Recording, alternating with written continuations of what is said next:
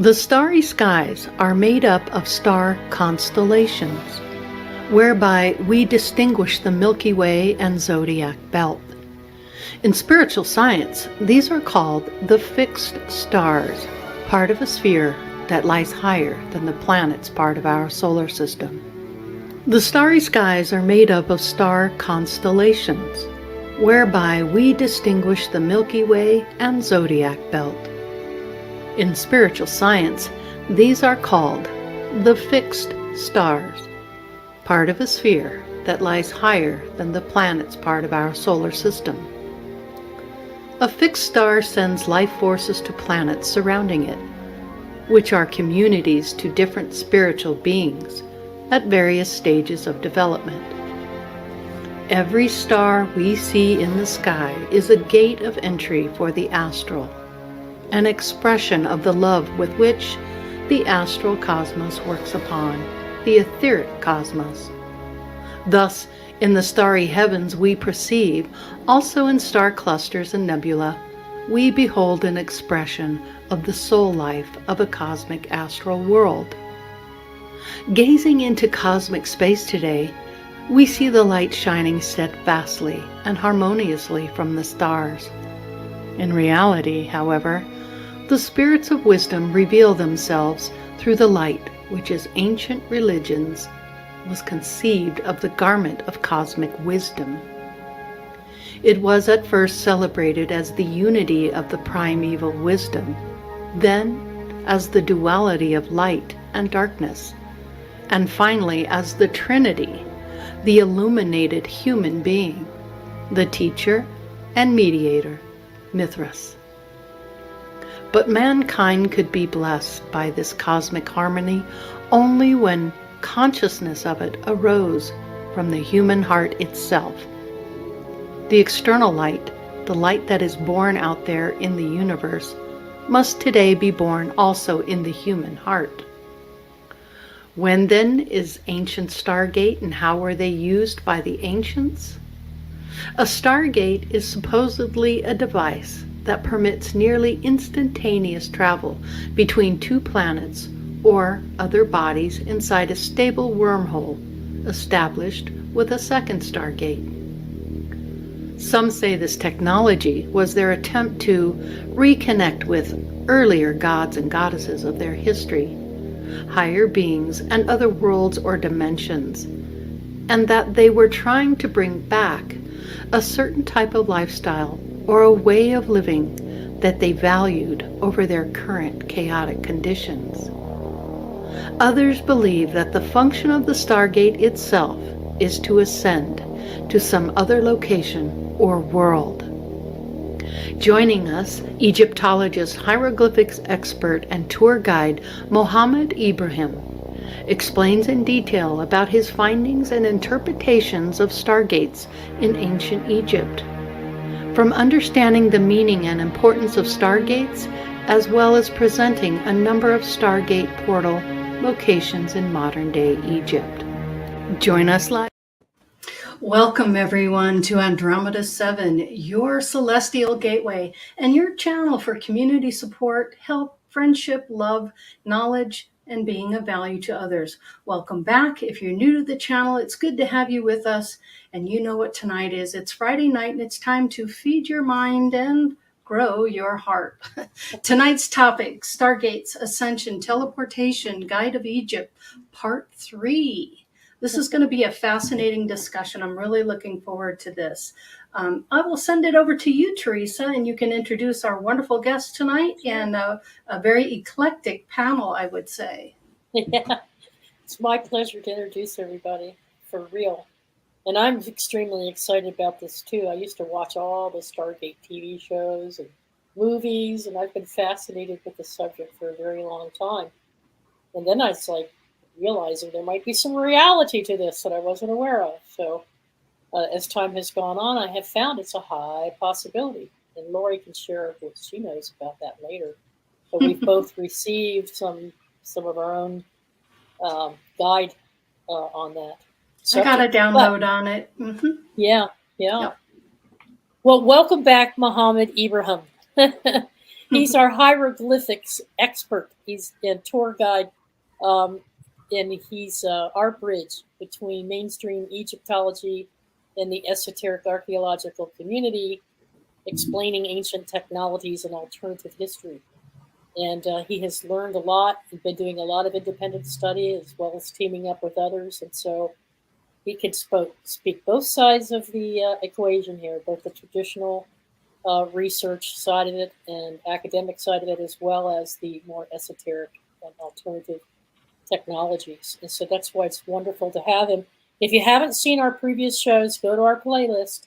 There's 2 programs on there with Mohamed, starting with Nefertiti and Akhenaten, the true story behind Nefertiti and Akhenaten. Mm-hmm. And then we also have him on there with the Australia connections that he made with the Gosford glyphs and his studies on that. Those were 2 fantastic programs, Mohamed.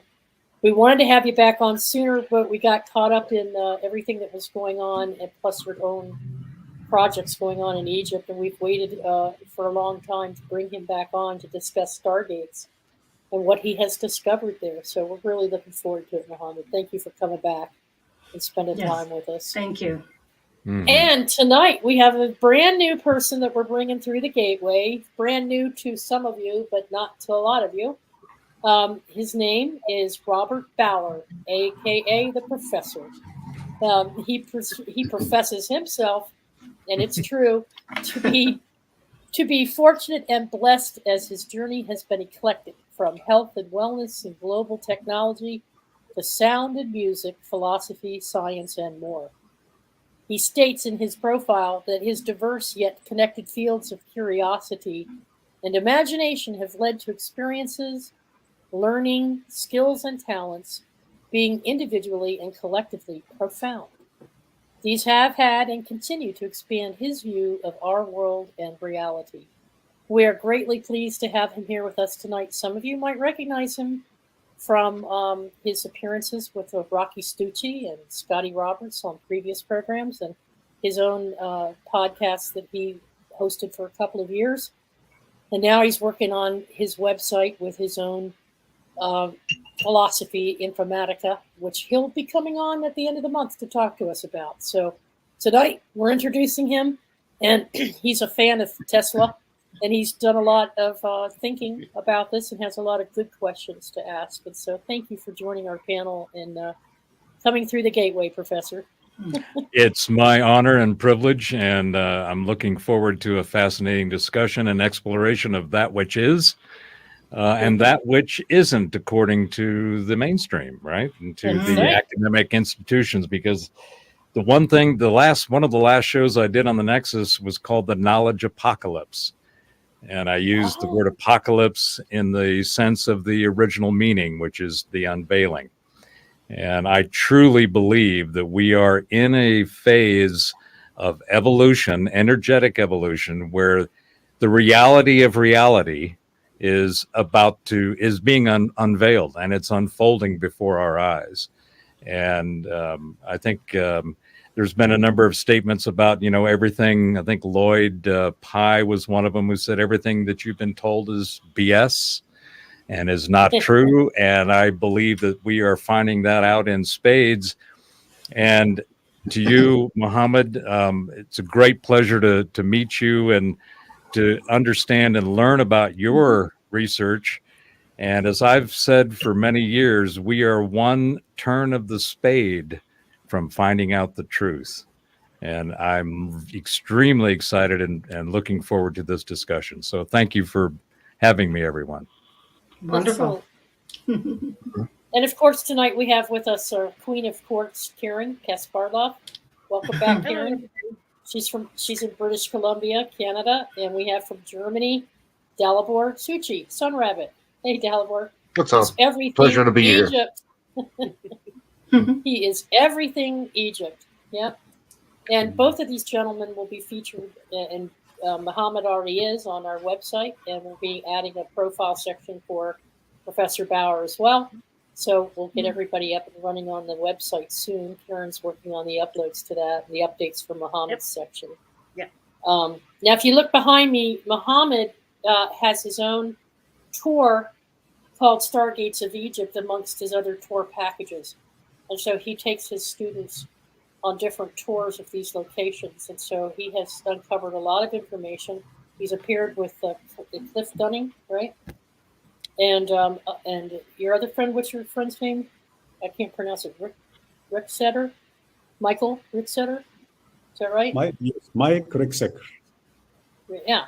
So they've both done some videos together. They're all over the place. They're out there on YouTube. They're on Forbidden TV, Forbidden Knowledge Television, and just different stations on different Stargate. You can find them out there everywhere talking about this stuff. So you don't get tired of it, right, Mohamed? And Lori did such a great job with that opening video because it brings in the esoteric perspective on things of how consciousness shifted throughout the ages in terms of how they think about stars, how we connect with other universes, other beings and entities, and how it was viewed over time. And it seems to me that I said to her the other night, and we'll get into this, but I said the other night, geez, Lori, I can't make up my mind as to whether or not they're just symbolic of a overall spiritual meaning and context where they knew about energies in these other beings because they connected with them and made gods and goddesses out of them in their religion.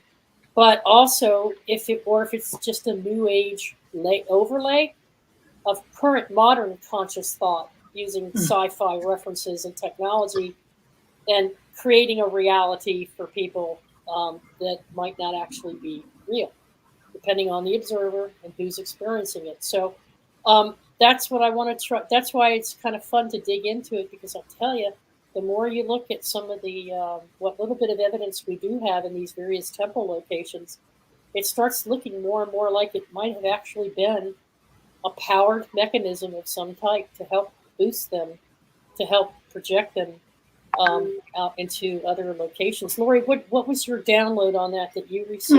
I wanted to share that at the end of the show. Okay. Because I think it's important to let Mohamed speak on this before I say anything. Okay. So Mohamed, tell us, how did you get involved in all this Stargate research, and how do you identify a Stargate in the first place? How did you stumble across all this?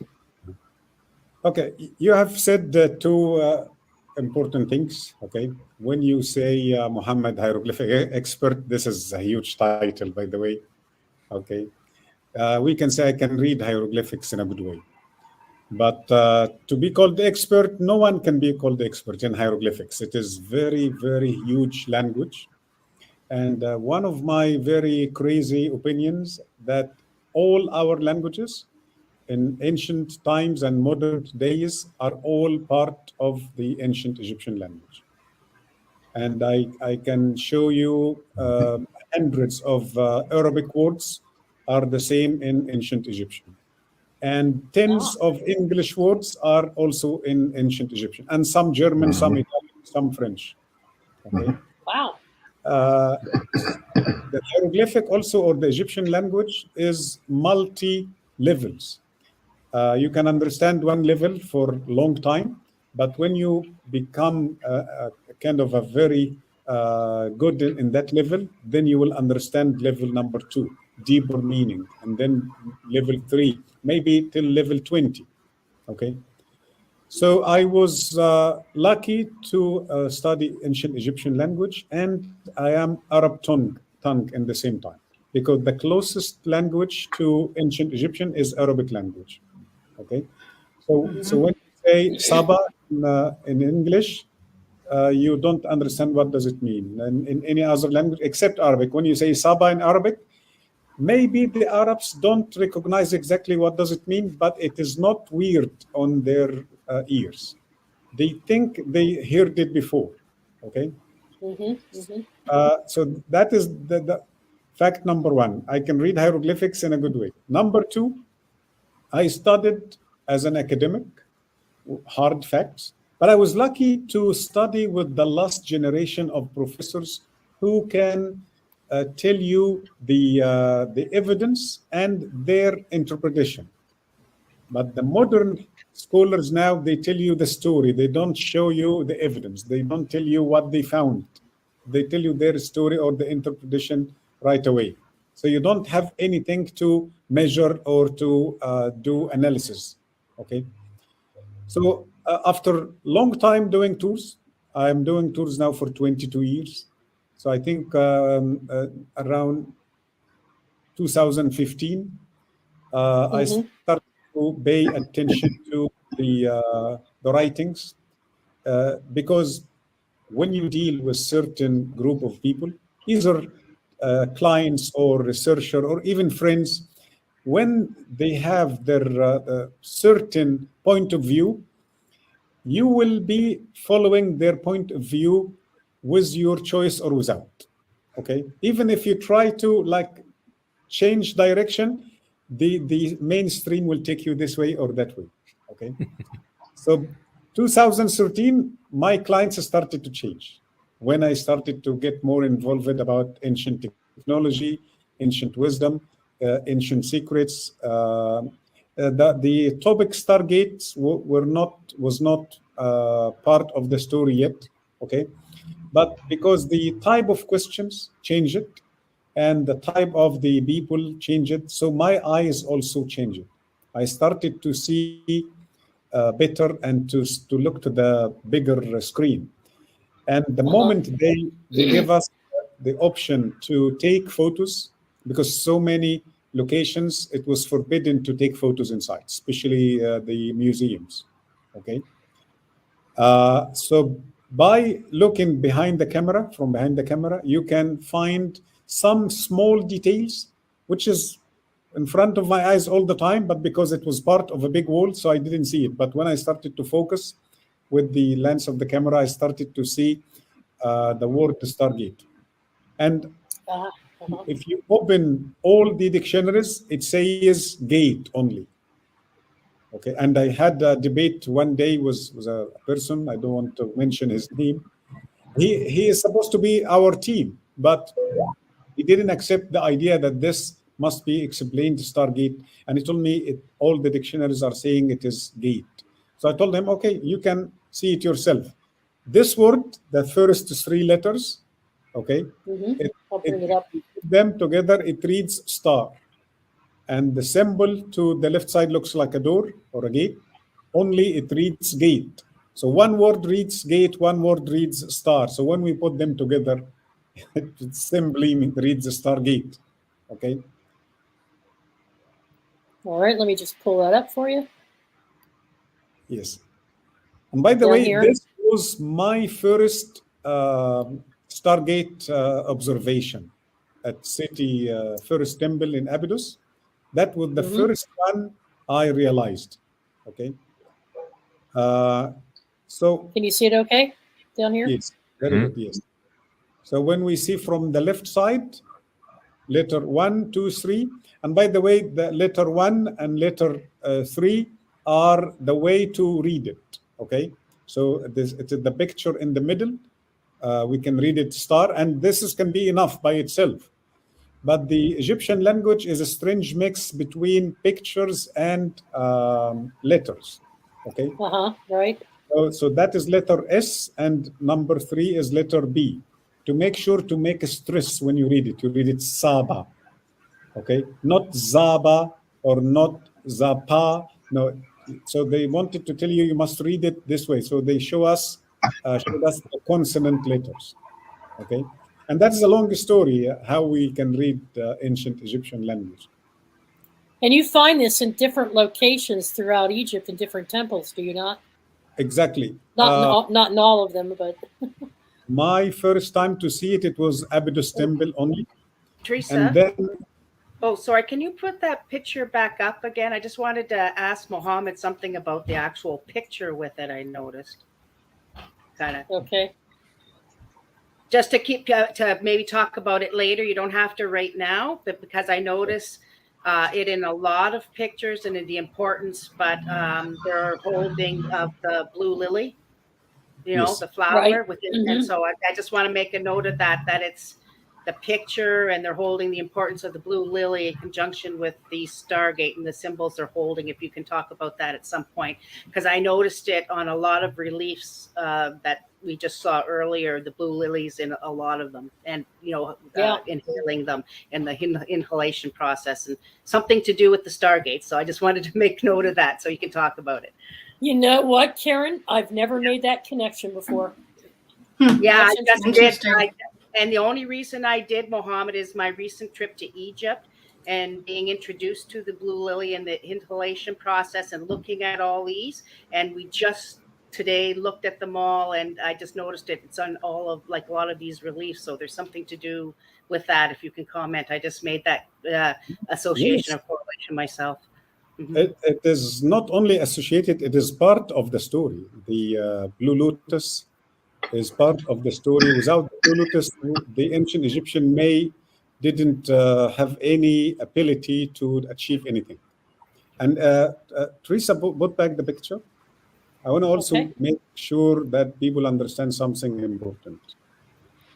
The word Saba here is written next to what we call it cartouche. Show us the lower part. Okay.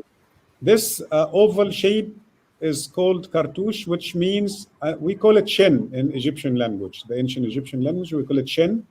Shen is the eternal circle. That is the name of King Seti first.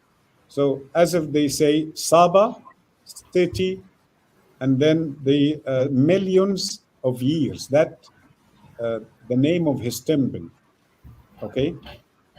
Wow. So again, let's see, that is the name Saba, and then the oval shape, that is the name of the king. And that rectangular shape, this is the word Hout. Hout Netter means temple. And then the word Per, house, F, him or his, and then that crown shape of, and then the man like this means millions of years. So this is the house of millions of years. That is something we will come back to this meaning later. But what? And Mohammed, did you say that was the cartouche of Seti? Yes. Seti the first, right? Yes. Okay. And it reads Men Mantra, stable system of the sun. Okay, I just want to make ask you one other thing, maybe, Mohammed, just in my research about just the figure here, and just about maybe thinking about, instead of it being the house of millions of years, which they never really kept track of years, it might be the house of millions of days, and it's a day count instead of a year count. I'm just going to throw that out for you to think about or consider. No, it is millions of years for sure. This picture itself? Yes, there is a story called Zeb-Tepi. Okay, the story of creation in ancient Egypt. Or sometimes we call it the Heliopolis story. Other name is Ennead story or Zeb-Tepi story. It talks about the creation of the universe, not the creation of mankind, the creation of the universe. And they talk about millions of years ago. So that symbol is, we call it Neheh or Heh, millions of years. Not days. Okay, for that particular one. So the other one I saw was a different figure for the day count one, then, so a different one. Okay. So here I ask myself this question. This Saba word now, it means a title for the king. So that is a title. Like smart or the brave ruler, the great ruler. Okay. In this case, if this was a regular title, we must have seen this next to all the names of the Egyptian rulers, because it is a title like any other title. But the fact is, no, only 6 rulers have this title. One is very old, called Senusert, and the other from New Kingdom time, Senusert Middle Kingdom, and the other rulers, New Kingdom, like Hatshepsut, Tutmosis III, Seti first, Ramses II, and Ramses III. Follow these names, they are great rulers. Okay, I think some of them are fake, some wanted to get the title because of the power, the prestige, and some were true, like Hatshepsut, like Tutmosis III, like Senusert III. Okay, so what does it mean, Saba here? It doesn't mean Stargate. It means the person who knows the secret of the Stargate, or who keeps the Stargate secret keeper. Okay, but by the way, it was written somewhere else as individual word Stargate. Okay, so now back to Queen of Quartz. What's your name again? Yeah, Karen. Oh, Karen, yes. Yes. So yes, Karen, Blue Lotus. And by the way, we still have this name among our names. Any lady called Suzanne or Susan, that is the origin of, or that is part, or the that name was originally Sushan or Session. That is the name of Blue Lotus in ancient Egypt. So Susan means Blue Lotus. Okay. Blue lotus, huh? And there was no natural Blue Lotus, by the way. That is not natural flower. Lotus is white, beige, and yellow or orange. But we don't have Blue Lotus, by the way. No, because actually it's not really a lotus. It's actually a lily. It's actually a blue lily flower. It's not really a lotus. But in That's Egypt, what I just learned in my studies in Egypt. No, it's actually the flower that they show. It's actually a lily, not a lotus. But what we know, it is lotus. And according to the carvings, no, it is 100% lotus. But it seemed that this lotus they made in their laboratories. They created this blue lotus. It was not natural. Okay. And what we understand that, yes, this blue lotus, it raises the consciousness, the abilities of communications, receiving, sending information and thoughts. Okay. In another way, it makes your abilities good or suitable for the other side of the Stargate. If you go through with your regular consciousness, your regular abilities, as if you went nowhere. You see nothing, you feel nothing, you get nothing. But you must, like as if you have glasses, so to make you see better, to make you see what is behind. So that is one of the effects of Blue Lotus. So, Mohammed, I've heard, correct me if I'm wrong, but the lotus family and whatever genetic modifications they made to it has both psychotropic and hallucinogenic characteristics. Is that correct? Yes. But when we say the hallucination here is not accurate 100%, because lotus is not like drugs. No, actually, lotus, it does the opposite. It opens the unused cells of the brain. There is a big part of the brain we don't know how we activate it, how it works. Okay, what it does. So Blue Lotus is Blue Lotus is dealing with these sections. Is recharging or reactivating these sleeping parts of the brain. So it makes your awareness bigger, better, okay, and your senses, everything. So as if you put a huge lamp inside your brain. Yeah, so it's almost like you're talking about elevated levels of the plant's natural DMT that they extract from plants for all of those type of, Similar to ayahuasca. Yeah, same thing. And so that's why, like in the pictures, they're doing the inhalation and they're actually breathing it in and they're taking in the scent and the smells and vibration of that flower that they produced in the lab. So that's what I think they're doing. It's a type of DMT that you're breathing in. And like you said, the best space is through your nostrils and your openings directly to your pineal gland. And it's like Mohammed's saying, it's completely blowing open your gateway to that, that barrier, and completely blowing that open, so you have access to the that which we usually don't have access to while we're in our meat suits, you know, these dense meat suits, you know, In Tutankhamun, in which we reside all the time. Tutankhamun collection, there is a small piece. That piece is from wood. It is lotus flower, and they painted the flower blue to make sure we understand it is blue lotus. And there is a head. That head, because it is Tutankhamun collection, so that head represents Tutankhamun, comes out from the lotus flower. It is this size. Okay? So lotus flower and the head comes out. It is not the head. It is what is inside the head. Okay? It is the brain and the abilities of the brain or the consciousness as we talk. Okay? So your question, yes, was important to make sure to understand that when we talk about stargates and people who were dealing with this technology and knowledge, they were not in regular consciousness. Their consciousness was different. Okay. Yeah, so the blue lotus, basically, I can tell in like the ceremonies was used, like I said, like DMT and other things, to shift your awareness, to shift your consciousness at the time, so that you could, you know, go into the temples and make that shift. So it was used as a tool. Yes. Yes, same way frankincense was used later on, and also used in the Christian mythos, where frankincense, myrrh, and gold were given to Jesus, and to this day they're used in a church environment. Which they still use it till now, by the way, here in That's what I mean. Coptic churches.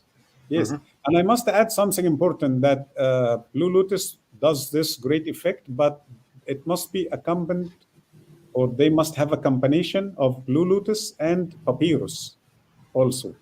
Papyrus oil, papyrus. Papyrus? And papyrus also has a very nice smell to it, very similar to frankincense. So papyrus can balance the effect of the lotus. The lotus is feminine, papyrus is masculine. Okay? So if you take just lotus, no, lotus can like take you away. No return ticket. Well, that's the same chemical and process that is used to create ayahuasca. It's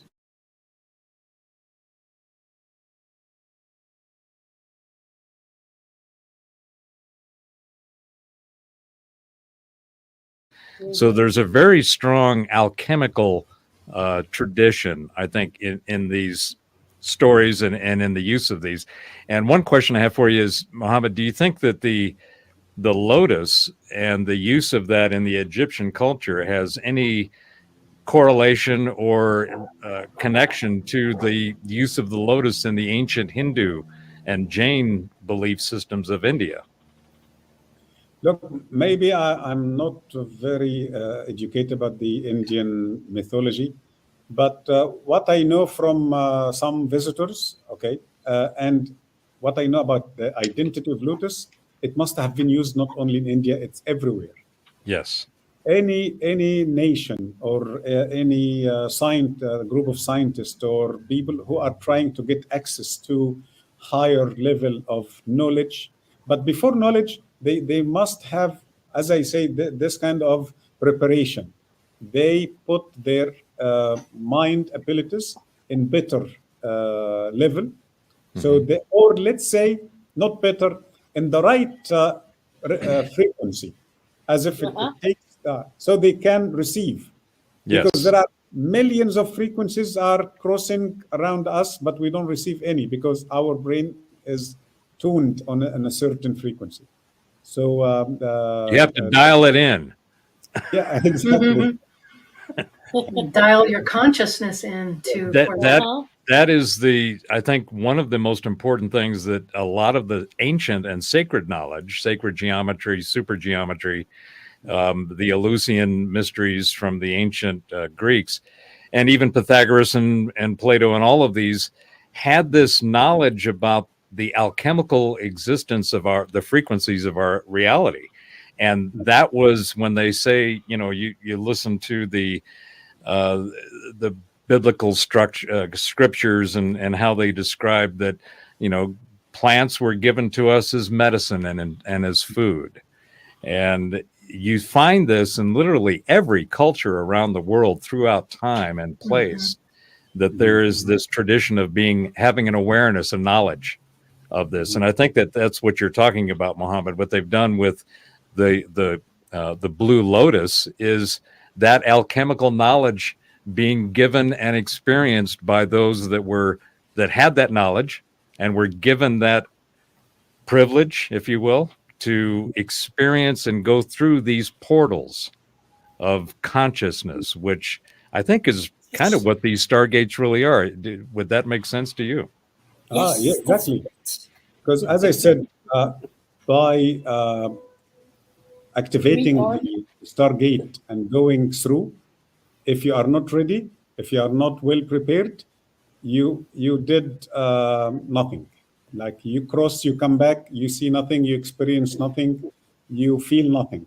No, your body must change, your frequency, and that is maybe the visit to the Egyptian temples. Not all of them, but the true ancient temple, the pre-Diluvian temples. The setup of the temple and the type of stones they used is doing the same thing. By crossing through these gates and obelisks, granite, rose granite obelisks, statues with quarters inside, they are doing the same thing. They are activating the powers and the abilities of the visitors, so as if they are going to giant stargates. So at that last inner part, we call it Holy of Holies. This is where they can spiritually go somewhere, or physically they can do this. Awesome. So I recognized that symbol at Abydos Temple for the first time. And the second one was at Dendara Temple. Dendara. Okay, let me go over there. Got it. The second one was different. The second one, it was not saying Stargate. It was a gate with many stars above the gate and some strange writings in the middle. Okay. So it was very clear for me that this is another form of the word Stargate, but now it says Stars Gate. So it is not Multiple just stars. Yes, one gate. No, there are many stars. And each time I see this, I read, or every individual gate has different number of stars and different also hieroglyphic symbols, as if each one is leading to different location. Yeah, see this over here on the right has one set of symbols. The one on the left has another. So it's like going from one point to another point. Yeah, and the left one has 11 stars and the right one has 12. Exactly. And that is the right side of the door. And by the way, that was a kind of very unusual coincidence. There was a door with two sides, and that door is always open so the people can come in and come out. Okay. So this is when you close the door, it hides this part and it hides the other side. So I have the other side here. Yes. Is this on the other side? No, this is above. This is, we will come to this one later. Okay. So I would putting my hand above the door. It's a small wooden door, okay, because the ceiling is short. And something told me, like, close the door, which it was weird. Like, why close the door? I closed the door and I found this behind the door, okay? So it was magic. So then I went to the other side and I found other two with different symbols and different number of stars, okay? Look to that person in the middle. By the way, there was another one on the left side, but destroyed. So each Stargate has a person next to it. So this is one, and there is another one on the left side. But you mean more like a guardian of the gate? Yes. Okay, for each specific you can gate. see him holding the knife, or that is that person exactly. So when we look to the one in the middle, what is above the head? This is a very interesting symbol. Above the head is the symbol scarab. Scarab, yeah. Yes, the beetle. Scarab in the Egyptian mythology means new beginning. So as if New they are beginning. telling us, Okay. yes, when you cross through the Stargate, you will have new beginning. Yeah, sort of like reincarnation. Is a reincarnation or new part of this life. Yeah. Mm. Okay, because the I was asked that this question many times. The ancient Egyptians didn't believe in reincarnation. They believed on ongoing trip forward for Yes. Right. non-stop One Yeah. progression. journey. So as if by going to this Stargate, you have a new chapter of your life. Only last February, when I found that it says Stargate, it has the two words Stargates, because what I'm explaining now is how I understand this art. Okay, so I can call it art. Of course, I believe what I'm saying in a very strong way, but last February, you can put now this second picture. This is the text above the writings, above the art, okay? And you can see me pointing to that word, star, and under the star is the word gate. But now they make the short version of the word star. Instead of writing the word Saba, they put just the star, and under it is the symbol gate. So they want to say that this word underneath, this symbol underneath is Stargate. Or Saba Gate? Saba, yes. Because they wrote Saba in the full version sometimes, and then in semi-full version, and sometimes in short version. So this is the Wow. short version of Saba tools, of Saba, sorry. Okay. What is this to the right of your finger? I think that is the word that they say, this is Chet. I think it means power. Okay, but I cannot recognize the rest of the word. I think Right. it's an adjective for something still coming, powerful something. And you found this on another wall too, adjacent Yes. to this one, like a 45-degree angle to this one as well. Yes, With the stars. and I was lucky because when I found these two, the two sites, every time I visited the Dendara temple, I focused on these two sites. Every time I go, I show my people these two sites every time, and as if it. Sometimes when you know something, it is not good all the time. Sometimes you have to undo your memory. So Let me ask story, you a question. Let me ask yes. you. Can I close these now, or Yes. should I close these? Okay. Or does anybody have a question? But let me I finish was going to that. ask what the interpretation was of the symbols within those doors. Do you have any understanding of what those actually mean? Aside from the stars above them, what's inside? What's it saying? I tried to understand them, but they don't give any good meaning because they are individual symbols. It's like a code. It is not any known word or like this word is like servant. Okay. The other word is snake with a feather means system or accuracy. But I believe it's a code of something else. So we cannot explain it as regular or normal language. Regular language, no. It's a code. Very interesting. And also the signs and from the other side, the same thing. If you don't know the code, you will not be able to understand what they say. You have to crack the code. Exactly. Now, let me ask you a Thank you. question, Mohammed. They're on different sides. It's like one room led into another where you found this one with just the star and the gate symbol where your finger is. And on the other side, you found this one with all these multiple stars. Did you get the impression as you were walking through the different rooms, chambers, whatever you want to call them, that they were used to take you to different destinations? Or was this just their way of documenting everything? I mean, Or could it have been? Could it have been the fact that if it was on the left side, it was meant to address the left side of your brain, If it was on the right side, it was meant to address the right side of your brain or your soul versus your spirit. No, that's interesting. Okay, look, let me tell you what I found. I found the word Stargate full version. Okay, the word star written 5 letters, and then the word gate. And then I found the word Stargate written short, medium, short version, and then the short one. And then I found the word Great Stargate. And then I found another word Stars Gate. And then I found another type Stargates. Okay.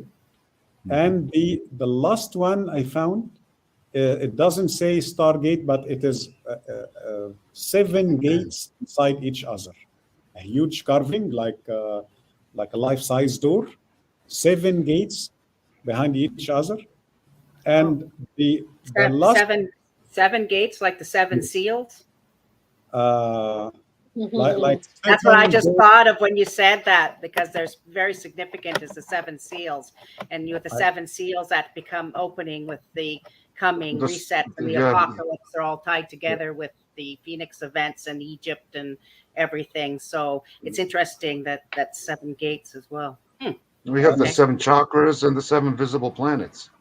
Yes, and we have in ancient Egypt the 7 holy cows, the 7 holy of holies. So number 7 was repeated many, many times in ancient Egypt. In Anthroposophy, we have the 7 globes.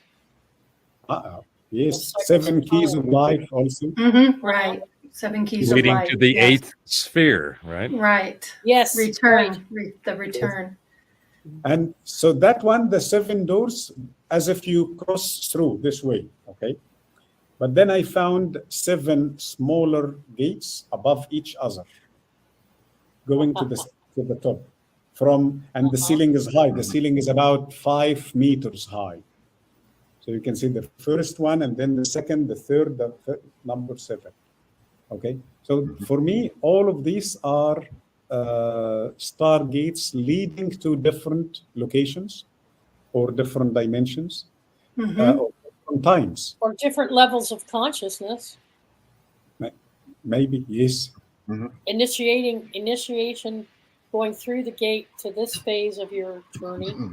And then once you've accomplished that, then you go through another set. To another But then, Teresa, you just said, well, if we all agree is our reality is consciousness, so you're just saying the same thing, right? So going to different levels of consciousness, dimensions, whatever you want to call it, it's all the same thing. We're going somewhere.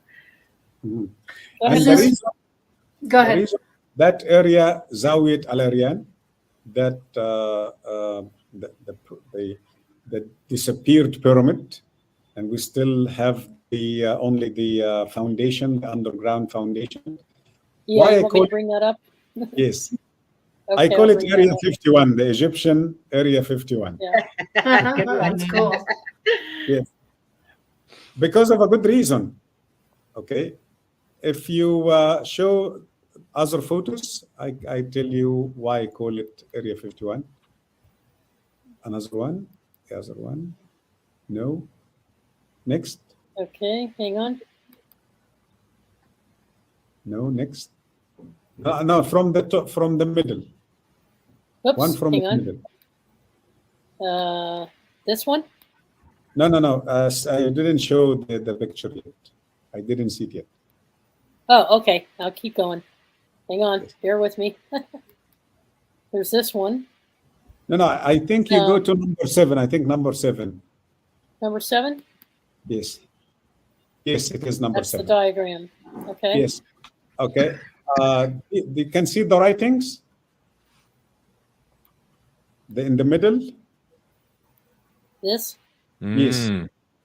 Okay. I have some photos. It shows the complete title. So this is the title, Saba, again next to the name. And that name here also is very interesting. It is Ka and Ba, Kaaba. So Saba, Kaaba. Okay. No, zoom out, Teresa. And Ka means soul. Exactly. Both, by the way, means spirit and soul. Ka, spirit, and Ba, soul. So as if this is the stargate of the spirit and the stargate of the soul. Okay. Oh, okay. So this is the oldest Saba symbol was found in Egypt. Yeah, 2,530 BC, they're claiming. This is of course not correct. Yeah, I'm sure. The place is pre-Diluvian. Okay.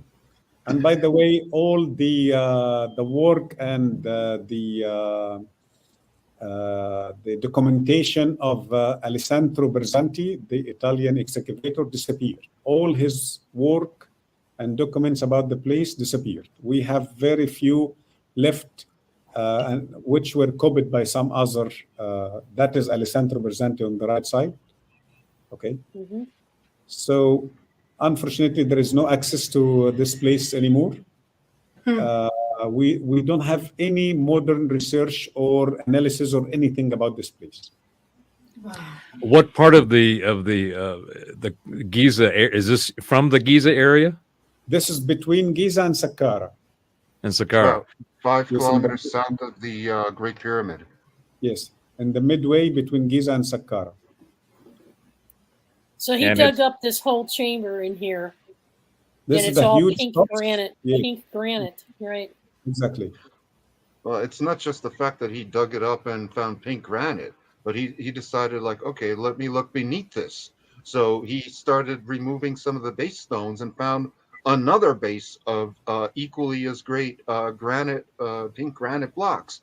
So he said, okay, well, there's got to be another level underneath it. So he went on, and he basically excavated the whole thing and found 4 different levels, all made of pink granite, which is not only extremely rare, but also extremely difficult to cut. Mm-hmm. Yes, and granite is not local to this area. Granite, this kind of granite comes from Aswan. Aswan, which is 600 kilometers away.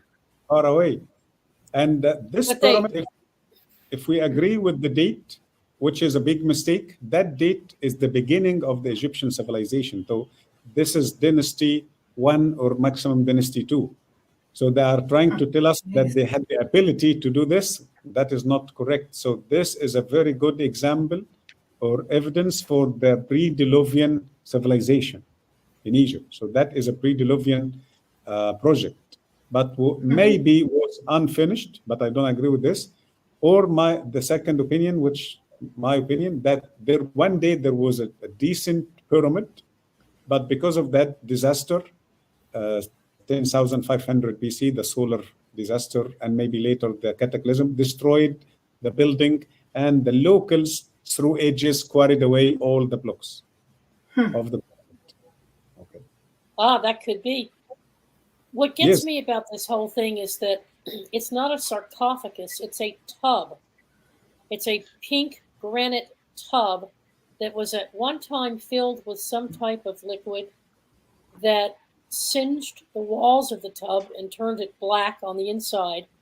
And then either it was rubble or deliberately buried under other huge blocks of granite as if to shut it down, turn it off, bury it.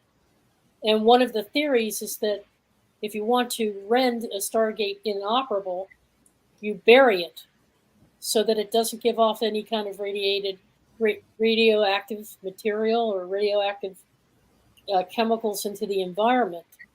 And then when they started digging it up, no sooner had he found the sublayers that Dalibor was describing than the military took over, because war broke out in World War II. The military closed this place down, filled it up with trash, right, Dalibor?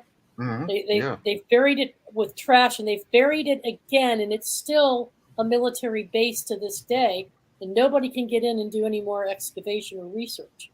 Why? Why did they make it a military base, and why did they shut it down, and what was the chemical that was used inside of that basin? Mercury. And, there's been mercury found in the pyramids. That's what popped in my head. Liquid mercury was used. Mm-hmm. Because we used it in ancient, the properties and what it's used for as far as motion, energy, and fluidity and everything. Yeah, I think they used it a lot in ancient times. So I think it was liquid mercury, probably. Could be. It just came in my head. I want you to pay attention to something important. The ancient name of Egypt is Kemet. Kemet. Okay. What does it mean, Kemet? Chemical. Exactly. So they, or we must say the way around. What is the source of the word chemistry, alchemy, chemical? All from Kemet. All from Kemet, yes. Yes. So they were the masters of chemistry. So anything we talk about the cerubium or the other big boxes must have a chemical substance. So the ancient Egyptians, they were masters in using chemicals. Maybe we don't know, or maybe we know, but we don't understand the real power of these chemicals. Or maybe some know and they're keeping it from the rest of us. That is for Indeed. sure. So I have a question, and it's pretty simple. What is the purpose of a Stargate, of a Saba gate? What is the purpose of having this gate? Okay, that is very simple, but it is a long answer. Okay. We must do part 4, Risa, the Merkaba. Okay. The Merkaba. Mm-hmm. In the Merkaba, we're going to talk about the 5 elements of human being. Okay. One of the elements is the body. We call it the get, the Egyptian word called get or get. The body is from earth, okay, from mud, so minerals. So you need to eat, drink, so the body can survive. What about your ba, the soul? The soul is from the space. So your body is terrestrial, your soul is extraterrestrial. So how to feed your soul with the stars' energy? So you feed your body with Earth's products, you feed your ba with extraterrestrial energy. So one of the functions, not all of one of the functions, is to feed or to recharge the power of the ba, the soul. And then we can talk about communications, we can talk about receiving. Even if we don't bring to the table the story of aliens or other beings, we can still talk about energies from these stars. We can talk about powers. Okay, we can talk about. We just had a show a couple weeks ago. Correct me if I'm wrong. Correct me if I'm wrong, but I think that the pyramid would serve the purpose of re-energizing or rejuvenating both the body, the spirit, and the soul. Yes, but the pyramid is a mechanical system, and that so is it's what the Stargate. Yeah, in my book, you're going to read about the multi-civilizations of pre-Diluvian Egypt, because I was talking about one advanced civilization all the time, but then I discovered that is not true. There are hundreds of civilizations, and the deeper in history you go, the less technology they had and more abilities, more natural abilities.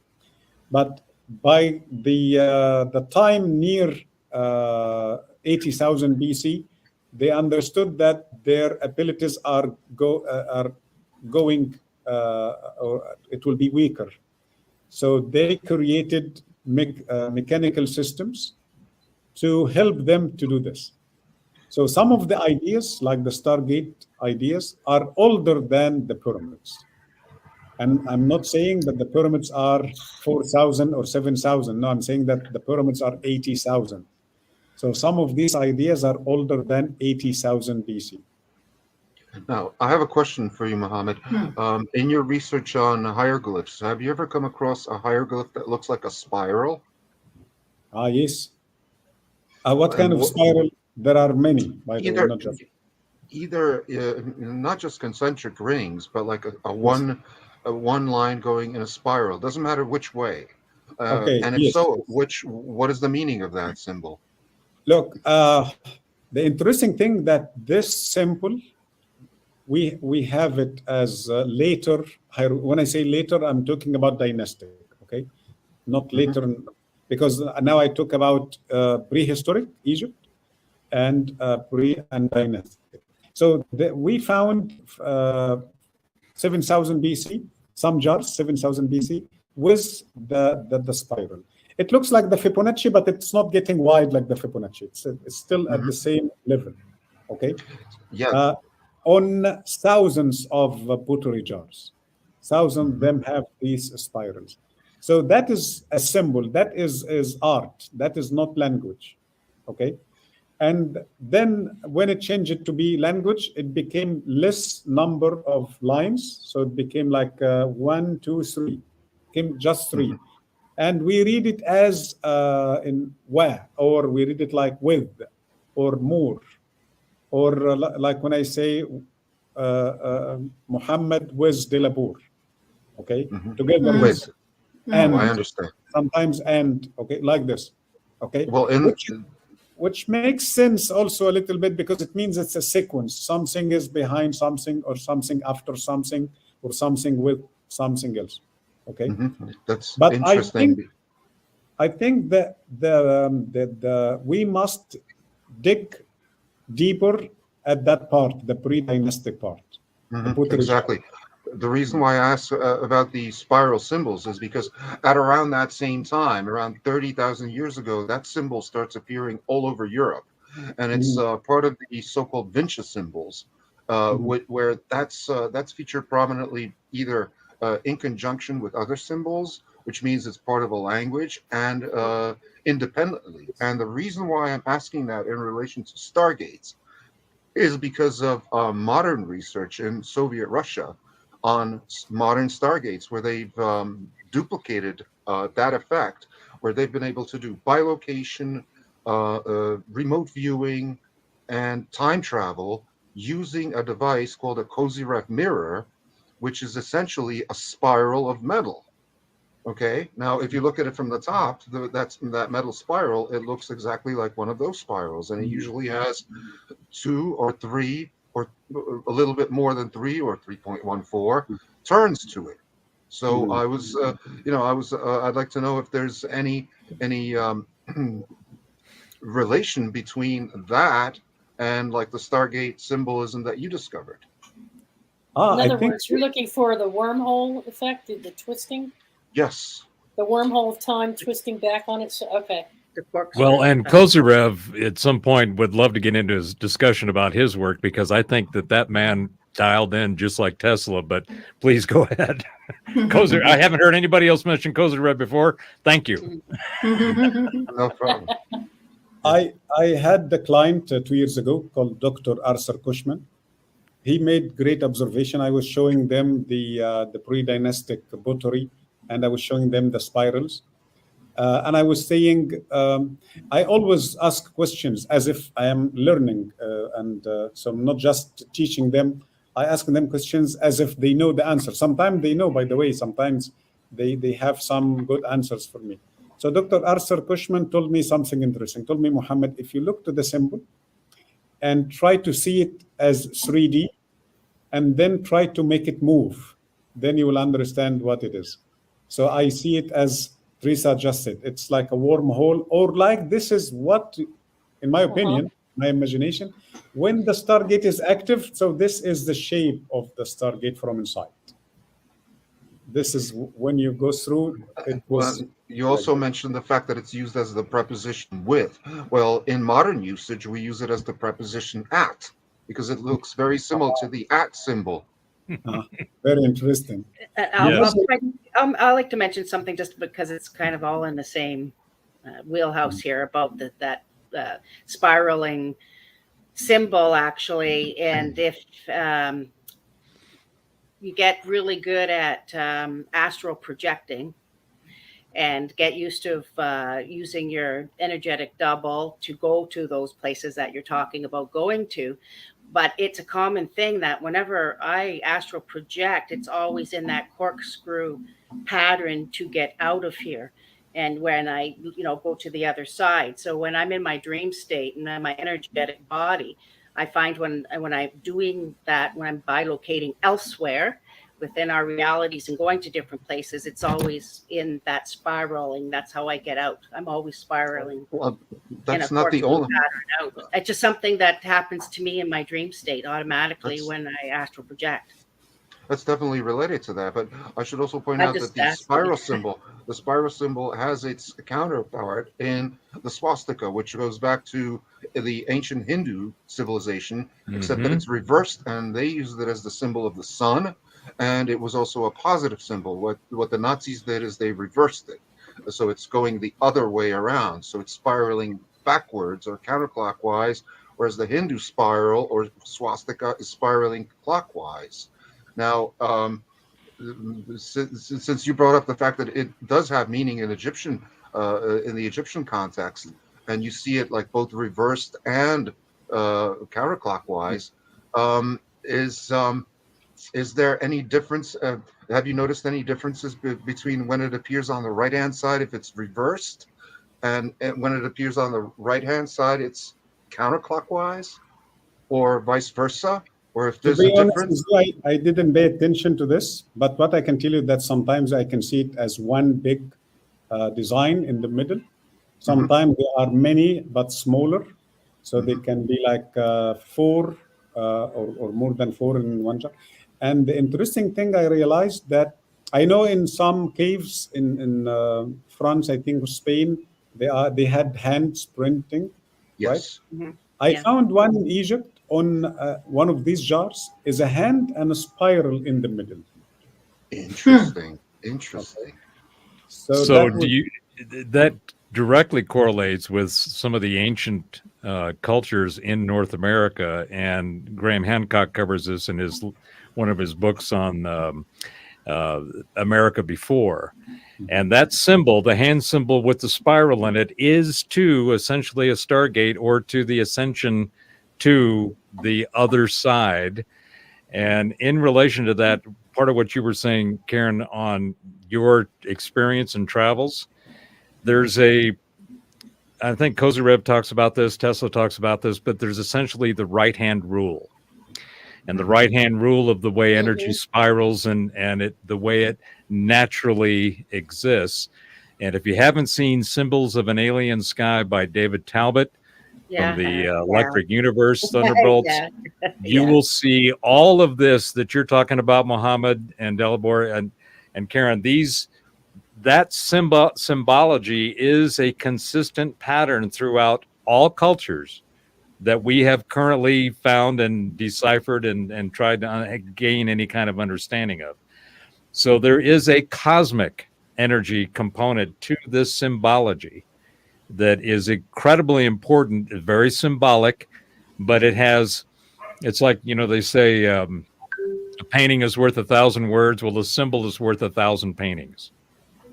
And the symbology is extremely profound and very important, and to what you're talking about, Mohammed, and I find this extremely fascinating as it relates to this Stargate portal concept. Yeah, exactly. Yeah, I wouldn't have made exactly. that. Yeah. And that ties in with the Taurus sorry, symbolism, and also with electronics. In electronics, you have the so-called right-hand rule, or That's right. if you have the flow of electrons going from negative to positive this way, and you put your right hand on it, your thumb is pointing where the electrons are going, and your fingers are pointing, spiraling around reverse in the direction of not the electrical field, but the magnetic field. Yes. So that's the dichotomy between the electrical field and the magnetic field. So that also ties in with the Taurus symbolism, and you see the Taurus in the Tesla coil, which we see depicted in that Egyptian painting of the pharaoh's barge. That's right. Take it a little bit further with the Electric Universe model. And plasma discharge then, and then you get rotation, counter rotation, which is the Z pinch, which is actually causes motion and energy. So there you get the counter rotation. So that's what the whole Tesla coil is about. Yeah, let me bring up the barge in the Tesla coil. I'll bring up. So it all has to do with rotation, counter rotation for energy. Exactly right. And that's also similar in appearance to the Tibetan prayer wheel, where that top part rotates. It It's does look amazing like how that. many dots get connected with all of these symbologies. I mean, it's just it And truly that's on shows one that side. we are in a constant oneness with the universe that has this consistent theme that is constantly trying to educate and tell us and explore and expose the nature of reality. It's just fascinating. What I'm curious about is if you're going through a Stargate, and where do you go? Why would you go through the Stargate to get where? What is the destination? To see the future, to see the past, to learn from the future, to learn from the past, to learn So you're from saying it's possible time travel? outcomes. So It that's a could be time. time travel. It could be time travel, but it's also to learn from any one of possible futures given a particular course of action. Seems more like a doorway to me. It's a door. I think it's a path in what I consider our physics is wrong. Our science is wrong. It's a mechanistic, materialistic model that Descartes and the Enlightenment period really got us nailed into. But Mohammed, you mentioned that the Egyptians really didn't have a sense of reincarnation, or what I call iteration. I think we go through iterations, not necessarily reincarnations, but the Egyptians really didn't have that. They looked at it as a continuation of a journey, right? Yes. So that continuation of that journey, how did they define that, where that journey went? I know that you've got the duat and you've got the entire process that the kings, which pharaohs, they were never really called. They were all kings. Pharaoh is a word that was given to them. Is that correct? They were Yes. actually kings, right? Exactly. The word pharaoh is not correct. Yes. That is the biblical, and so we can say there was one day at least one pharaoh, but that was a special person, not a title for everybody. It was a title Would that have been like an emperor? No. The word Per'a became pharaoh. That was a title of high official who managed to become a ruler. So instead of calling him king, they kept calling him Per'a and then became pharaoh. And that was during a time of weakness for the Egyptian government. That time we call it the Hyksos invasion. They invaded Egypt. So the Egyptian never called them kings or Nisupit. That is the title, Nisupit. They called them Per'a or Pharaoh. Okay. I'd like to go back to the just what we were talking about previously. Really important, because it was really the most important thing for me, and then we skipped over it about. And I want your opinion because you're doing it, and each person will have a different answer. And again, because Lori, I think, answered, where do you go through these stargates, and what happens? What's your opinion? I have my opinion, and I know I'm sure we all do about what goes on. But I'd like to know in your research and what you say, and where are these stargates taking you? Where does it go? And I think that it does connect you to your higher self on the other side, your oversoul, and everything, to journey to the other fractals and have access to all those gates. Or what's your opinion about that? I didn't want to miss that and forget. Where do you go? Thank you, Karen. Okay, Karen, you asked for my most crazy opinion ever. That's right. Good. Let's hear it. Isn't that why we're here? Yes. That's exactly why I went back to it, because that's why we're here. I want to hear the crazy stuff. When we put two facts together, like the age of the existence of mankind, and the story of evolution, mankind evolution, together with the fact that our brain power, we are using maximum 13% of it. Okay. So, and that is the smartest one, by the way. The average people around 9, 10, okay. The smartest 13. So what happened to the 87%? The lens of mankind existence, okay. The first man, in my opinion, was Superman. man, superwoman. And it is not just the good muscles. No, they were the golden age. This human can do anything you imagine. Okay, without even like doing it physically, like just thinking of it. Okay, um, in a wrong way, they were like gods on earth. Okay, but because they are not gods, so maybe ego was the reason that they destroyed their civilization. That destruction, and also my belief that this was mainly as a natural way to fix the human problem on Earth and maybe the entire solar system. Okay, so that disaster, and I think it was from the sun. Mankind had two options. The first group can escape outside Earth. The second group can escape under Earth, inside caves. Okay. So who managed to escape outside? They are not many, but who managed to go under the ground? They were many. And maybe that is the time when mankind started to lose intelligence, to lose logic, because by spending time under the ground, you will be disconnected from the sun. Yes, it was the main enemy at the time, but it was also the friend. Your bones, vitamin D, your pineal gland is all part of that system. They need the sun. So the second generation was born under the ground, was a little bit stupid more than the parents. And then the third, the fourth, number 10, number 20, they became an exact copy of the Neanderthal person. So we didn't start as Neanderthals. No, we became Neanderthals. Mm-hmm. Then the solar disaster finished. Earth was inhabitable again. They went up.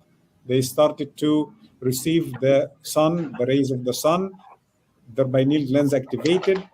And so the first group who went out didn't receive that effect or that evolution. It was the babies, okay, the born generation, and the third, the fourth, until they became like modern human, but not 100% of brain power anymore. It was to maybe 85. I'm not sure how much our ancestors lost. And then the disaster repeated again after maybe 30, 40, 100,000 years. And then they went under the ground and then up. So we kept doing this back and forth. So the last disaster was 10,500 BC. This was the time when we came out with only 13%.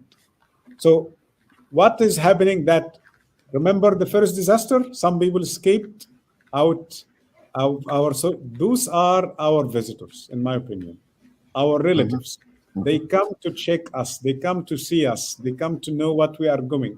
They come to see if we are doing the same mistakes like our great ancestors, if we are still in the same cycle of wrong decisions and actions, and we're going to reach the same end and then survive again. So that is my answer, that the Stargates, maybe their knowledge, okay, our relatives who are not living with us, it is their knowledge given to the smartest people in our in our ancestral civilizations, a way to communicate, maybe giving them advices to fix this, not to do this. This will destroy Earth completely, so be careful, okay? So I think this is the way, is communication. Who do you think created the Stargate? Them, our relatives. The Our first, relatives. Okay. yes, the first generation of super human. Okay. So do you think that they actually created it, or that they discovered it? No, I think in other words, from my perspective, everything is frequencies, and frequencies come from the consciousness that creates the modality and the materium. I think that the energy concept of these portals is a natural part. It's a characteristic of consciousness, of the energy that consciousness creates. So did they actually create the portals, or did they find a way to manifest and engage with something that was already there? Look, it would be difficult to answer this question in a good way, but all what I know, by the way, I have many sources for this information. Some are religious sources, okay? Because in one of the chapters in Quran, when Quran talks about Adam, this is how I understand that part. It says that Adam learned all the names of everything.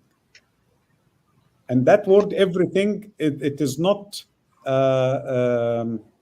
tied to certain place or certain thing. No, it says everything. So I think everything means everything. So if Adam knew the names of everything, so if I have something called iPhone, I think he knew the name iPhone.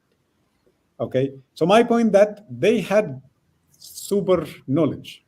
So maybe they created it because they already know how it works. Or maybe, yes, as you said, they had the knowledge, but they were trying to find more about how to use different things in different or in new purposes. So maybe one of the two. See, I think that one of the that would fit into simulation theory. That's what I'm leaning towards. We are in a simulation. We're in a construct. We're in a version or a copy of our actual real reality that we live in, and we're projected into this world, and we're actually in a contained unit in a big computer system that runs programs and scripts and algorithms over and over and over and so we have simulations that we run. It's not really reincarnations, like you say. You're right, they're simulations of life after life after life, and we go through, in this construct that we're in. So we are definitely, in my opinion, we are within a simulation, within a contained unit or a construct, for sure. So basically, we're almost like two-dimensional cartoon characters. Now, getting back to that symbol of the, back to that symbol of the wormhole that you pulled up before, that was laid on top of the symbol for the royal bark, which shows the stern and the aft of the ship, where one of them is like a cone shape on one side that's aimed this way, and the other one is a cone shape that's going this way. All right. So if it's this way, that symbolizes like the XY grid, which is a flat plane. When you tilt it 90 degrees, that adds like the Z dimension. In other words, it's meant to raise the consciousness from 2D consciousness, from like that of a conscious cartoon character, into an actual three-dimensional figure, which is something that would be inconceivable to a two-dimensional creature. Just as for us three-dimensional creatures, the fourth dimension is absolutely inconceivable. Exactly. And exactly. this is what I'm saying. This is the could be the need of Lotus can make you go or feel or understand or contact the fourth dimension or the fifth. Yeah, I think that was what I was getting at, Mohammed, about why I was saying about we created the construct or the simulation, or how we created, and that the question was whether we created the Stargates or not, whether they were natural. And that's what I was trying to get at, is that I think we did create it, and we're impossibly, and this is what I'm asking, is that it was our different avenues of escaping this reality, or escaping this consciousness, and being able to get out of it, through these different avenues, through these wormhole, stargates, whatever you want to call them, to access everything outside of this reality, this construct we're in. So that was my question, that I think possibly we create those ourselves to catch. Well, and that brings up the whole idea of, if you're in a simulation, is what's the aspect and the whole construct of free will, right? Free will is a whole nother rabbit hole we can go down. But Mohammed, I'd like to go back to this is great. We're getting all kinds of shiny objects here. When the in the Egyptian mythos, which a lot of people don't realize that myth was originally meant as truth. It was meant as history. And one of my favorite things to do is look at history as myth and myth as history. And I start finding all kinds of interesting nuggets. But in the Egyptian cosmology, when they go through that journey, what are the aspects of that journey?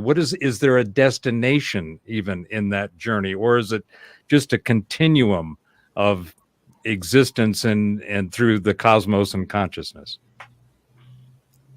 You ask me hard questions, guys.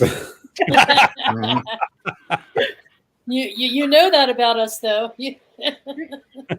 Okay, let me tell you something also to be clear about two things.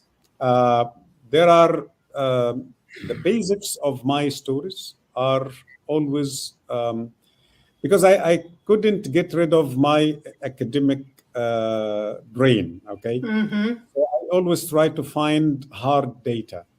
Okay, physical data for my stories. And let's say 50% of the story is like written stories or carvings or paintings, okay? And the other 50%, so how I see it, okay, based on other also stories, okay? It's not my complete intuition or feeling about it. Sometimes it is until I find something to support my story. Yeah, exactly. And Mohammed, to that point and supporting that, and this is my belief, everything is speculation. Everything. Yes. It doesn't matter what is the truth? Yeah, it's all speculative at the individual level because no one can know the truth. Right. All we can do is speculate based on our observations and the data sets that we have. So I completely understand that. And I hope you're not trying to apologize for not knowing, because none of us do. But the idea of this journey that the Egyptians take through after their material existence ends and they transcend into a frequency state.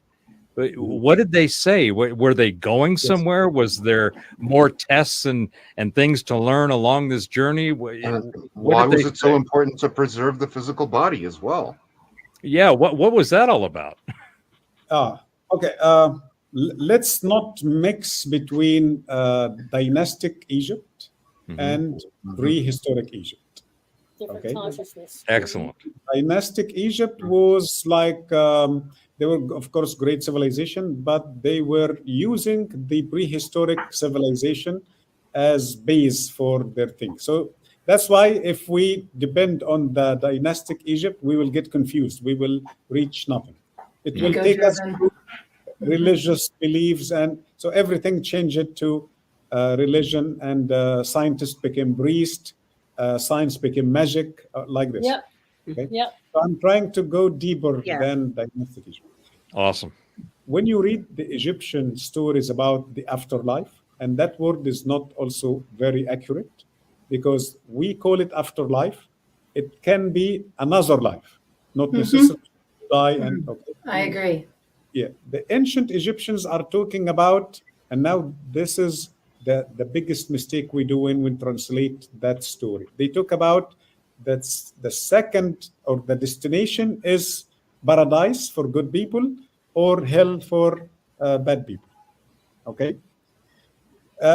Even if I am a religious person, either ancient Egyptian or modern Egyptian, I would say that is true. Okay. But there is something important we all don't realize. Between the transition from that exit door and the entrance, we always don't care about this part. Okay, you know the name Anubis, right? Yeah. Yes. What is the function of Anubis? Anubis is going to take by hand the hand of the soul or the spirit to that door, the exit. Okay, this is the official job of Anubis. So the soul is going out, okay, and doesn't know where to go. So Anubis will tell her, come this door. So they will open the door and get inside, and then another Anubis, but white Anubis, not black Anubis anymore. Okay, white. So we call it Wepwawat. Wipawat is white jackal. Wipawat will take the soul into a tunnel. Now, this is the answer to your question. That tunnel is 12 hours, and each hour is the axis is a gate. So it is a gate and hour. After 12 hours, 12 gates, you come to the entrance of, and by the way, when we say Ayaru, it is not necessarily the last or the final destination. It could be a beginning of something new, but with positive energies and everything. Or maybe our souls will go back to the real condition. Okay? But here is the point. This tunnel, 12 hours. So what kind of hours we are talking about? Is it 60 minutes, hour minutes, or each hour can be 1 million years? Okay, so that is the point. That tunnel, there is no description for this tunnel. That tunnel can be long, long, long journey, because in the Egyptian mythology, they talk about endless of actions and an endless number of beings the soul will meet, will deal with. Some of these beings are friends, positive energies. Some are negative energies. Some are enemies. Some of these hours are huge. Some are low ceiling. So that is the story. So they believe that only one part of mankind life is going to have access to this long journey after the first life, or after the soul find a way to go outside the body in safe way, maybe. So it's not necessarily, as I said, to be dead to do this journey. It almost sounds like a description of the multiverse. Yes, because that journey for the body can take 1 minute, real minute, hour minute, but for the soul can take millions of years. And it's interesting that the Egyptian word for Anubis is Inpu. And Inpu, that almost sounds like the English word input. That it's like the input of the soul into this other realm from whence like he can make these different choices as to which aspect of the multiverse he chooses. And the ancient Egyptian also has a word for that underground or underworld called Rostau. And then another word for that afterlife location called Duat land. Afterlife, how do you call it? Life. Okay. And the Sphinx is the symbol of Rastau, of that nether region. Mm-hmm. But by the way, it is how we explain it. Okay, there are always difference between what they wanted us to understand and what we already understand. Sometimes we don't understand the real message. So the Stargate is the transition for the soul. Is that what you're saying? I used to say, because I was moving from a conservative base, okay? Mm-hmm. So I used to say, and that was like more comfortable for me to say, it is a kind of spiritual transition, okay? But then I found that no, it may be also that the physical body can go. If we talk about going from place to another, if we use the Stargate as portal, as place to go, or as a tool to go to another place. But if time travel. Yes, but if we talk about energies, about powers, we talk about spiritual transition. All right, so I'm along the lines of that I agree that it's a transition, that they were using the Stargates not necessarily like they have on the sci-fi TV shows to visit other worlds, although that's possible, or time travel. But I think it's all about ascension, and I think it's all about the soul's journey. And if you take a look at this, I'm going to bring up a photo. And Mohamed, you can explain this, but I think this chamber explains it all. We start here with a chamber where the sky, I don't know if you can see that, it's all leading back into a holier chamber where they have ascension, but this is representing the heavens and transitions, in my opinion. And then here, the next one, you walk down the corridor into the ascension chamber. They call this, now where are we looking at, Mohammed? Which temple is this? This is Hatshepsut temple. Hatshepsut, right. Okay, now the ceiling here is all stars. Can you all see that? Mm-hmm. Mm-hmm. And these are the symbols of the pathway here. But when you get to the back wall, which is where the ossuary would have laid what they laid in, here you see the symbol for star. And over here you see these different, I don't know, they're almost like chevrons in a way, what we would call today, different symbols around this gate. This was called the Ascension Chamber. This is where they would go and get into different levels or different layers of their consciousness based on their soul journey. And maybe when they were coming to the end of their lives, they were laid to rest here to help the soul journey on and choose any option or any location. And see the chain, there's a chain here. Yeah, the different colors that everything is symbolize chained. different frequencies. Right. So they're consciously dialing in to these different frequencies to start their soul journey over, depending on wherever it is they want to go, which is my knowing in terms of my own soul evolution. I can go anywhere I want after here. I could choose any destination. I can be anything I want. My soul goes on. That's how I see things. But I think that that's what they're doing here. Mohammed, what is your interpretation of what we're looking at? This is the first symbol. It looks like a flag. This is the symbol Neter or Netzer. They explain it wrongly as God or goddess, which is not. This is nature. Okay. And nature. Yes, and the symbol underneath is star. That is very clear. And then this is the number. Okay, number 5. These are 4 strokes or 5? 4. 1, 2, 3, 4. 4. Looks like 4. 1, 2, 3, 4. Yes. This is, as I explained earlier, this is the dynastic work trying to understand the mechanism of the place. Okay. Maybe all these pictures are not showing the real deal of Hatshepsut temple. In Hatshepsut temple, we have 2 extraordinary things. Okay. On the if you bring back the picture of the shrine from outside. From outside? Yes.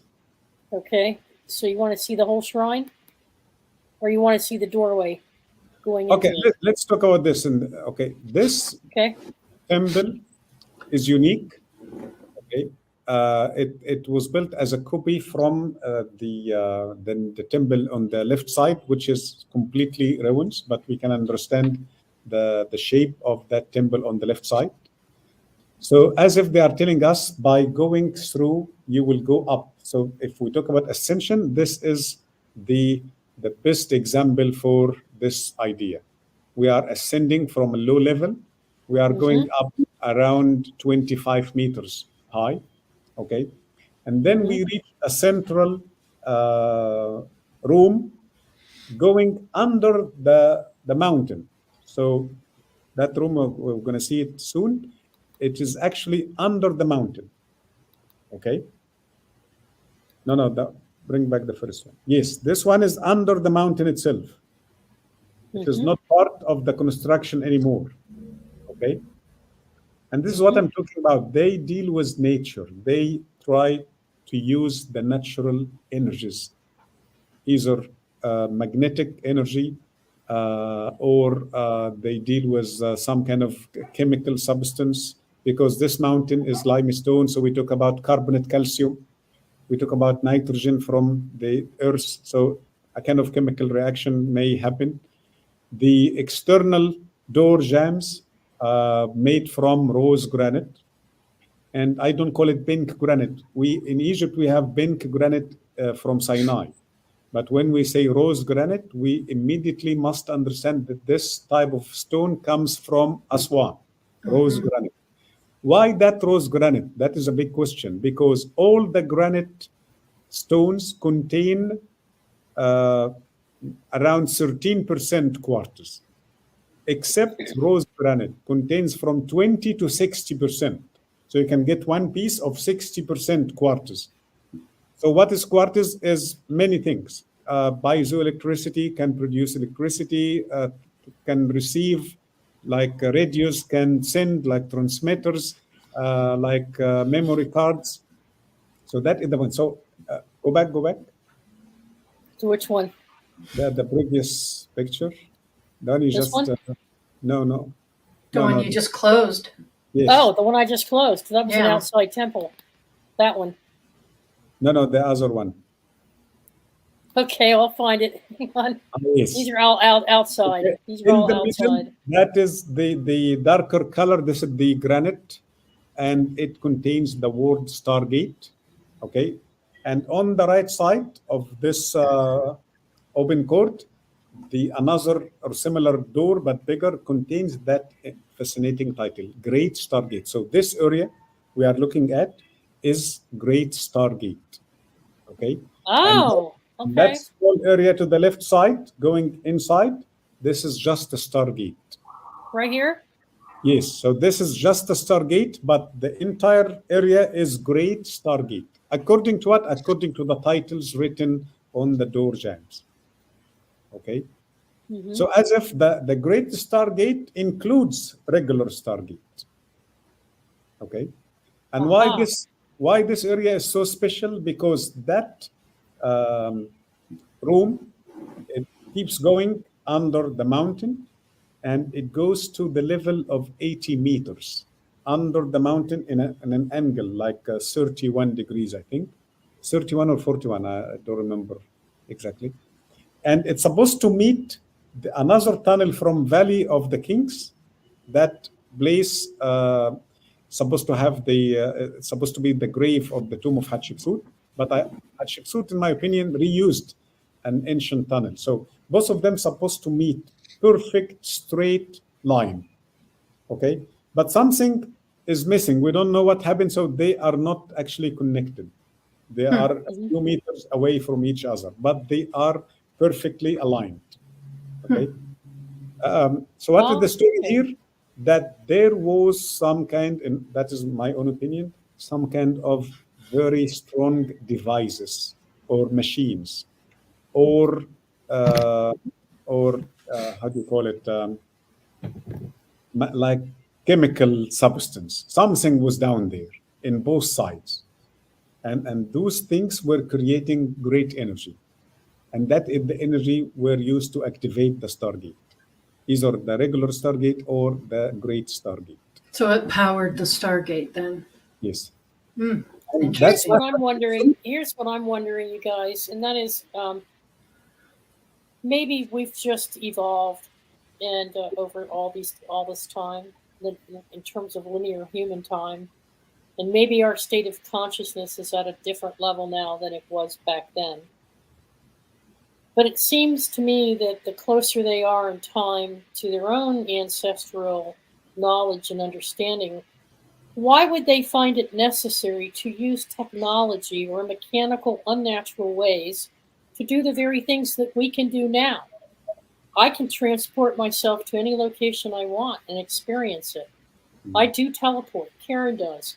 We have lucid dreaming. We can put ourselves in any environment we create. So if we're able to ascend naturally through these cycles of evolution, because what you just described for the past 20 minutes has been, to me, the constant decompression, compression, and ascension.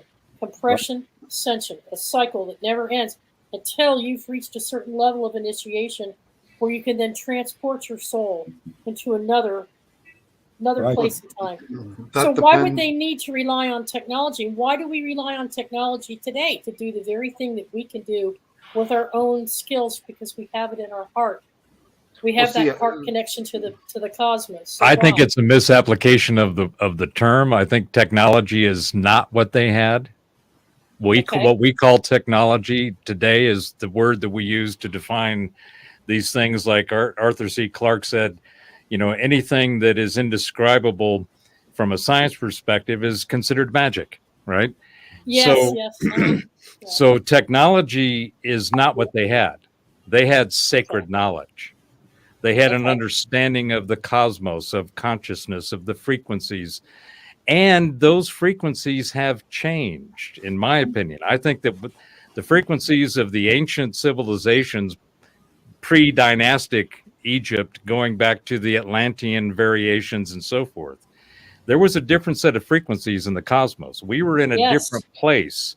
So when you start talking about, like you'd mentioned, Elibor, the Kozyrev, Tesla, Keeley, these guys were able to figure out and understand the nature and the characteristics of the cosmos and the energies as they are today. But that same knowledge and understanding that tens of thousands of million years ago, it was in a different set of frequencies. The cosmos that we are in now was not the same as it was back then. So the No, our frequencies physics was completely different. Yeah, You're right. Our and physics on the planet was completely different, right? completely different.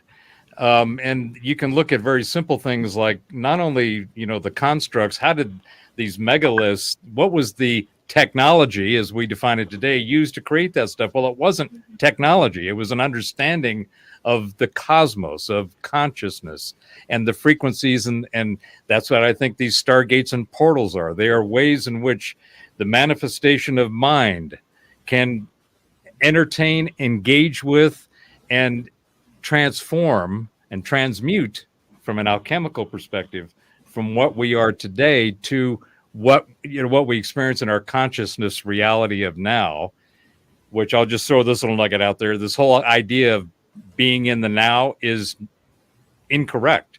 We are always in the future, because if you think about it, once you think about something, it's in the past, you're now in the future, and then in the future, and then you're constantly in the future. So we're always in a state of moving forward, which is a natural part of consciousness. One of the characteristics of consciousness is its characteristic is to create. It is in a constant state of creation. So the idea of energy that cannot be destroyed or created and all these other things is incorrect, because consciousness that creates the universe is constantly creating, and that creation is in constant cycles, and it constantly morphs or transmutes from one state to another. Nothing ever goes away.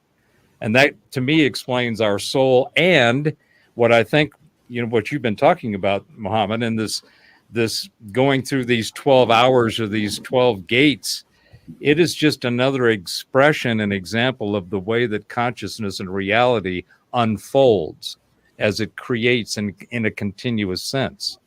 And the other aspect of consciousness, which I'm sorry I'm getting on this, but the idea of consciousness is novelty.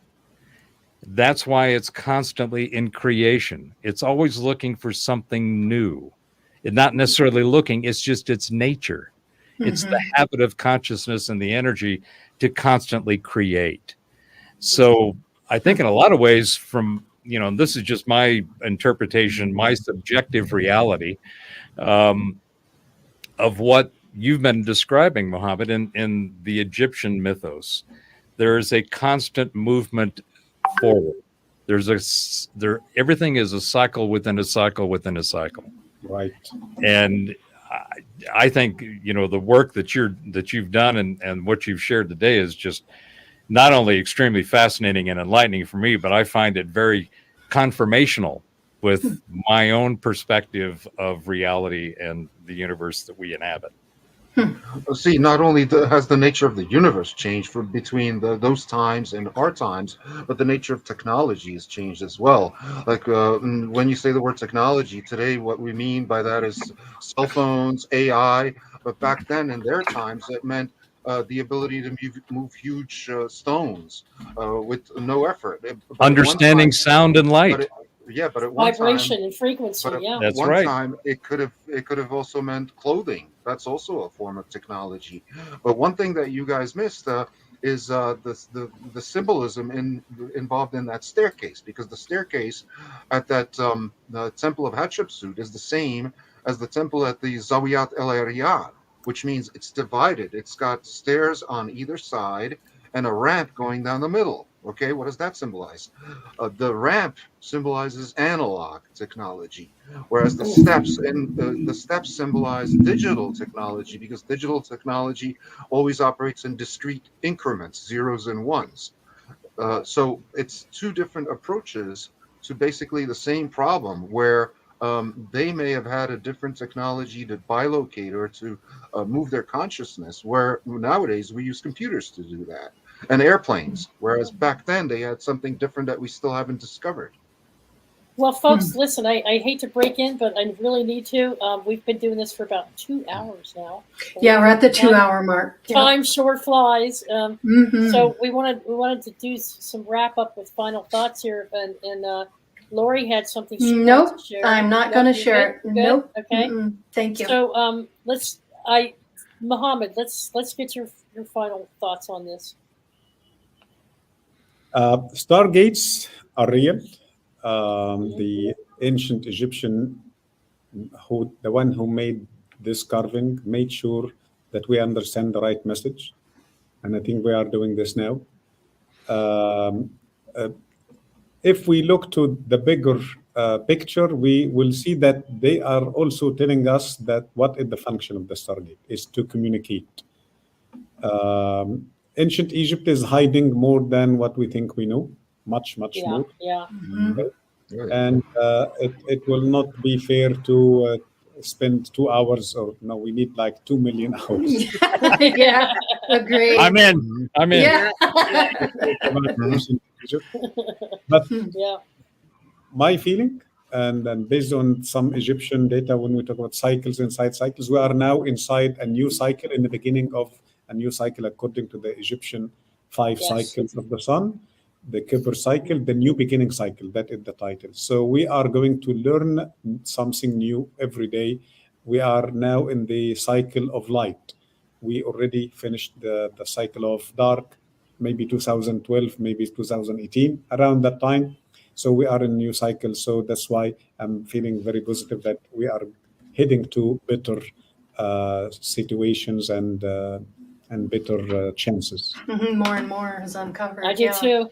Fascinating. Too. I think now, a lot of people it's see the flip simple. side of that. Yep, I think the truth is very simple, and it's going to be discovered that it's way simpler than you think.